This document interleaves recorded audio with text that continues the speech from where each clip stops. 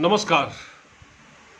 आज की सबसे बड़ी न्यूज़ एक ही है सर, और वो है आतंकवादी तहव्वुर राणा का प्रत्यर्पण। आतंकवादी तहव्वुर राणा का प्रत्यर्पण कर उसको भारत लाया गया है। वो दिल्ली पहुंच चुका है। उसकी फॉर्मेलिटीज़ जो भी हो रही हैं वो पूरी हो रही हैं। एनआईए ने उसको कब्जे में ले लिया है। इसके बाद उसको कोर्ट में पेश किया जाएगा और फिर उसे तिहाड़ जेल में बंद कर दिया जाएगा।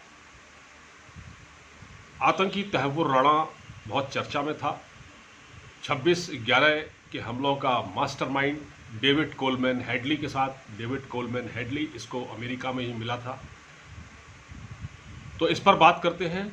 नमस्कार, मैं हूं टीपी पांडे। आगे बढ़ने से पहले आपके साथ एक गुजारिश है आपसे मेरी कि आप अगर मेरे चैनल पर नए हो तो प्लीज़ इसको सब्सक्राइब कर दीजिए। वीडियो को लाइक और शेयर करना बिल्कुल मत भूलिए, क्योंकि वीडियो बहुत इंपॉर्टेंट होने वाला है। वैसे तो आप देख चुके होंगे, अगर आपने न देखा हो तो मैं बता देता हूं कि तहव्वुर राणा भारत पहुंच चुका है। अब तहव्वुर राणा भारत के लिए इंपॉर्टेंट क्यों है? आपको याद होगा कि अबू सलेम को भी पकड़ा था मुंबई पुलिस ने। भारत सरकार अबू सलेम को भी प्रत्यर्पित करके भारत लाई थी। कि स्पेशल टीम गई थी उसको पकड़ने के लिए। उसको पुर्तगाल से उसकी एक्स्ट्रेडिशन की गई और तहव्वुर राणा का प्रत्यर्पण अमेरिका से किया गया। तो डोनाल्ड ट्रंप की जो सरकार है इस वक्त, उससे बातचीत हुई थी। प्रधानमंत्री मोदी स्वयं अमेरिका गए थे, तो उनके साथ एस जयशंकर, अजीत डोवाल वगैरह एक पूरी टीम थी जिसने ट्रंप से इस पर चर्चा की थी और कहा था कि ये शख्स हमको हर हालत में चाहिए, क्योंकि इसने भारत की आर्थिक राजधानी मुंबई को दहलाया था और ये एक पाकिस्तानी है। मैं आपको बता दूं इसके बारे में थोड़ा सा डिटेल कि ये तहव्वुर राणा कौन है। तहव्वुर राणा एक पंजाबी मुसलमान है, पाकिस्तान का कन्वर्टेड पंजाबी। यहाँ से जो पंजाबी यहाँ से गए थे उनमें से है। ये कन्वर्टेड मुसलमान है और ये पंजाब का है। और इसकी सबसे बड़ी बात यह है कि ये आईएसआई का प्यादा था। और ये क्या था? ये पाकिस्तान की फ़ौज में मेजर रैंक का अधिकारी रहा, कैप्टन मेजर, ठीक है। और ये पाकिस्तानी सेना में डॉक्टर था और वैसे ये मेजर था, इसकी रैंक मेजर थी। 1997 में, यानी 1997 में ये फ़ौज से रिटायर हुआ और ये अमेरिका चला गया। अमेरिका नहीं, कनाडा चला गया। कनाडा गया था ये और कनाडा की उससे नागरिकता ले ली। अभी ये कनाडा में रह रहा था और जब ये भारत से गया, जब ये पाकिस्तान से गया, माफ़ कीजिए, जब ये पाकिस्तान से भागा अमेरिका, इसकी गतिविधियां संदिग्ध थी और इसने आईएसआई के साथ मिलकर, क्योंकि आईएसआई का ही आदमी था, फौज में भी रहा, तो इसने भारत के खिलाफ षड्यंत्र रचा अमेरिका में बैठकर। इसने एक इमिग्रेशन ऑफिस खोला वहाँ पर और एक छोटा मोटा काम भी शुरू किया। इस इमिग्रेशन का काम इसने शुरू किया, दरअसल वो काम कोई इमिग्रेशन का काम नहीं था। इसने दरअसल वहाँ पर आतंकवादियों की भर्ती की। ये अपने नेटवर्क का इस्तेमाल करता था और इमिग्रेशन के बहाने ये आतंकवादियों को भर्ती करता था, वहाँ से लाकर, पाकिस्तान से लाकर। तो वहाँ इसको एक डेविड कोलमैन हेडली नाम का एक शख्स मिला जो कि खुद भी आतंकवादी था और वो पाकिस्तान का ही था, पाकिस्तान से उसका संबंध था। उसके साथ इसने मिलकर षड्यंत्र रचा भारत के खिलाफ, और इतना गहरा षड्यंत्र रचा कि ये भारत भी आया। डेविड कोलमैन हेडली के साथ इसने भारत का दौरा किया और यहाँ उसने जो रेकियां की, जगह जगह रेकी की, मुंबई में आकर हमले से पहले रेकी की, और इसकी सूचना आईएसआई के हैंडलर्स को ये देता रहा। और ये यहाँ पर मुंबई में काफ़ी घूमा फिरा और काफ़ी लोगों से घुला मिला, और उसके बाद इसने मुकम्मल जानकारियाँ अपने आकाओं को दी पाकिस्तान में। और उसके बाद आपको पता ही है कि 2008 में मुंबई पर जो अटैक हुआ, जिसको हम 26/11 का अटैक कहते हैं, उसमें 166 लोगों की जानें चली गई थी। मुंबई के ताज होटल पर हमला, मतलब उसमें आपको याद होगा कि एक अजमल आमिर कसाब नाम का एक आतंकवादी था जो कि पाकिस्तान के सियालकोट का ही था। पहले उसको पाकिस्तान आतंकवादी मानने से नहीं, उसको आतंकवादी नहीं मान रहा था, अपना नहीं मान रहा था, क्योंकि पाकिस्तान जिन लोगों को भाड़े के यहाँ भेजता है उनको वो अपना नहीं मानता। ऐसे जैसे कि या बुरहान वानी को शहीद का दर्जा दिया गया पाकिस्तान में, जबकि वो एक आतंकी था। तो पाकिस्तान, अच्छा यहाँ भी क्या हो रहा है, यहाँ ये है कि यानी डेविड को यानी ये तहव्वुर राणा को भारत लाने के बाद, मतलब भारत लाने की प्रक्रिया शुरू हुई और जब उसका विमान वहाँ से उड़ा, स्पेशल विमान से उसको लाया गया, स्पेशल टीम गई थी यहाँ से, स्पेशल अधिकारियों की कुछ, उसमें कुछ पुलिस के भी थे, कुछ सीबीआई के भी रहे होंगे, कुछ इंटेलिजेंस के रहे होंगे, वो इसको लाए। लेकिन जैसे ही ये खबर पाकिस्तान को लगी तो पाकिस्तान ने रोना पीटना शुरू कर दिया। पाकिस्तान ने क्या किया, देखिए जो कहते हैं ना चोर की दाढ़ी में तिनका, तो पाकिस्तान वो चोर है जिसकी दाढ़ी में हमेशा तिनका रहता है। उसने क्या कहा कि तहव्वुर राणा तो हमारा आदमी है ही नहीं, क्योंकि भारत ने कहा ये तो पाकिस्तानी मूल का आतंकवादी है, पाकिस्तानी मूल का व्यक्ति ये पंजाब का है, और ये बाद में कनाडा चला गया, फिर ये अमेरिका चला गया और उसने वहाँ पर आतंकियों की ट्रेनिंग करना, भर्ती करना शुरू कर दिया।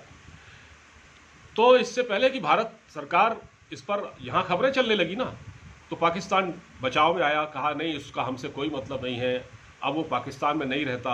और अब उसने पाकिस्तान का जो वीज़ा था, क्योंकि वो डुअल पासपोर्ट था ना उसके पास, एक तो पाकिस्तान का था और एक कनाडा का था, तो वो ये कहते हैं पाकिस्तान का जो विदेश विभाग है उसने कहा है कि इसने अपना जो पाकिस्तान का जो पासपोर्ट है उसका तो 2 साल से रिन्यूअल ही नहीं कराया, तो इसका मतलब वो हमारा नागरिक नहीं है, अब वो कनाडा का नागरिक है। लेकिन ऐसा कह के पाकिस्तान ने किसको फंसा दिया, कनाडा को भी फंसा दिया। कनाडा जो कि भारत विरोधी गतिविधियों के लिए जाना जाता है, जहां खालिस्तानी आतंकवादी खुलेआम घूमते हैं, और कनाडा से जस्टिन ट्रूडो के दौर में जो पंगा भारत का हुआ, जो कड़वाहट बढ़ी, जिस प्रकार हरदीप सिंह निज्जर को वहां मारा गया, तो उसमें जिस तरह से रॉ का हाथ है, अजीत डोवाल को नोटिस भेजे गए, बहुत सारी चीज़ें हुई इसमें। तो वैसे ये कामयाबी अजीत डोवाल की है, जो अजीत डोवाल, एस जयशंकर, बल्कि पूरी टीम है, नरेंद्र मोदी जी, इन्होंने इस मुद्दे को रखा। तो ये जो आतंकवादी है तहव्वुर राणा, इसको तो अब लाया गया है, इससे तो कर पूछताछ होगी, और इसको हो सकता है कि जल्दी से जल्दी इसको लटकाया भी जाए, क्योंकि हालांकि अजमल कसाब के मामले में थोड़ी देर हुई थी, लेकिन इसको भी लटकाया ही जाएगा। ज़्यादा दिन इसको मेहमान बनाकर नहीं रखा जाएगा, ज़्यादा दिन ये भारत में जेल की रोटियां नहीं तोड़ पाएगा,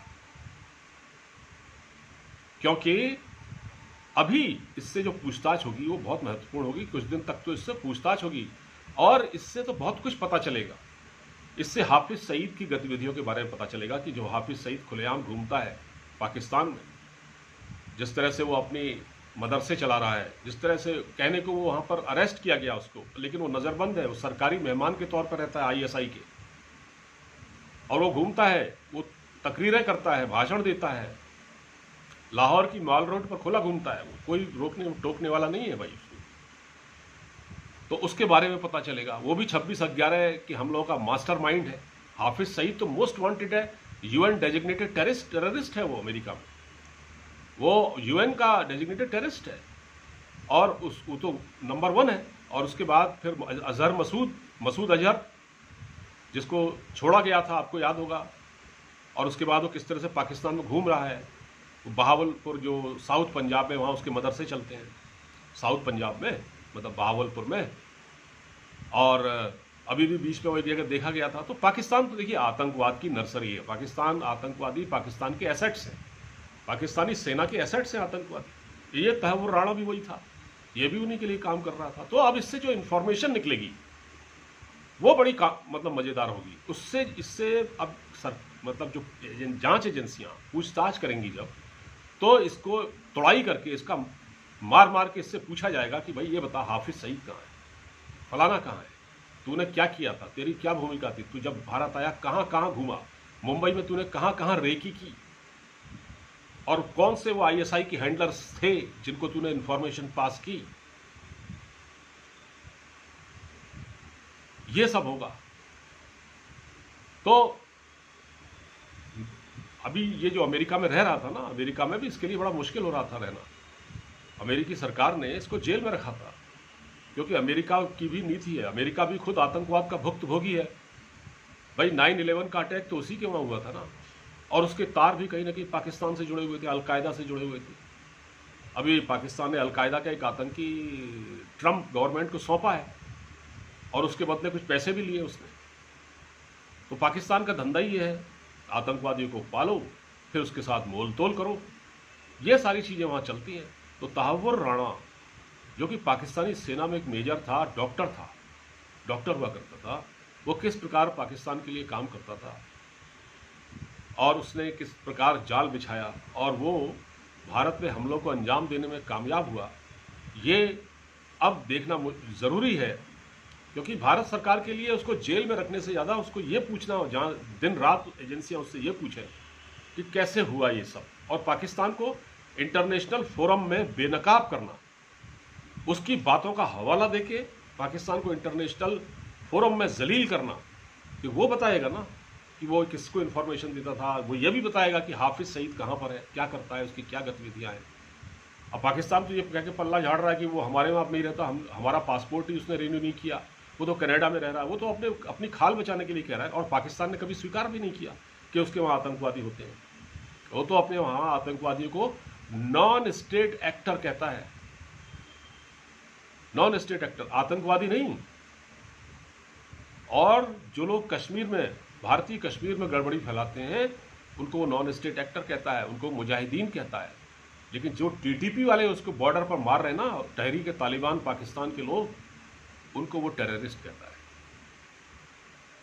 तो ये बहुत ज़रूरी हो गया है। ये भारत सरकार की कूटनीतिक बड़ी जीत है, बहुत बड़ी जीत है, कूटनीतिक जीत है, और इसको लाया गया है। अब तो कानूनी कार्रवाई होगी, वो तो होती रहेगी। मैंने आपको फिलहाल ये बताया कि लंबे समय तक ये पाकिस्तान में था, उसके बाद ये कनाडा चला गया, कनाडा से फिर ये अमेरिका चला गया, वहाँ इसने इमिग्रेशन का काम शुरू किया, आतंकवादियों की भर्ती की।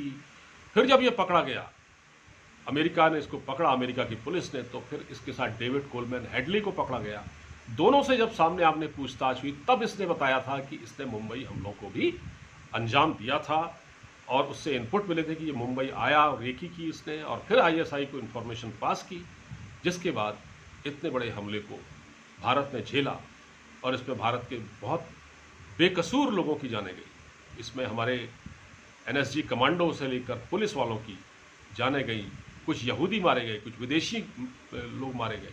तो भारत के लिए एक बहुत बड़ा झटका था, और इस हमले को भारत कभी नहीं भूलेगा। और तहव्वुर राणा का तो वो इलाज होगा कि ये ज़िंदगी भर नहीं भूल पाएगा। दोस्तों, फिलहाल इस बातचीत में इतना ही। वीडियो को ज़्यादा से ज़्यादा शेयर कर दीजिएगा, चैनल को सब्सक्राइब करना बिल्कुल मत भूलिएगा। नमस्कार, जय हिंद, जय भारत।